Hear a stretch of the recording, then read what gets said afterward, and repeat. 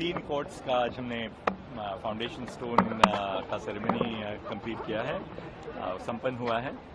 This foundation stone laying ceremony is of crucial importance to the citizens, to the residents of Delhi and beyond who will be coming here in search of justice. These are environmentally sustainable buildings which will provide sufficient amenities for judges, lawyers and for all the litigants. And I would like to compliment the Chief Justice of the Delhi High Court, the government of the National Capital Territory of Delhi, the architects and everyone who has been associated with this project. And I can only hope that the project comes up very soon on schedule so that it will provide for much needed amenities for all the litigants. Above all, we have to keep the litigants in mind and serve their cause. Your views on the new criminal laws? Well, that has nothing to do with the function for which I have come here. Besides, as you know, these are issues which are sub judice before the Supreme Court and maybe possibly other high courts, and therefore I shouldn't be speaking on anything which is likely to come up before the court. Thank you. Sir, building के न्याय व्यवस्था में क्या सुधार चाहेंगे?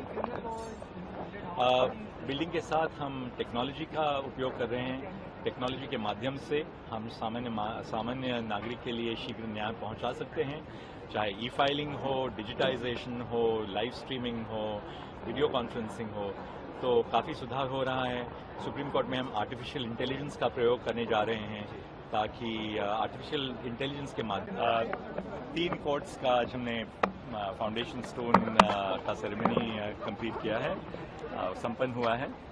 This foundation stone laying ceremony is of crucial importance to the citizens, to the residents of Delhi and beyond who will be coming here in search of justice.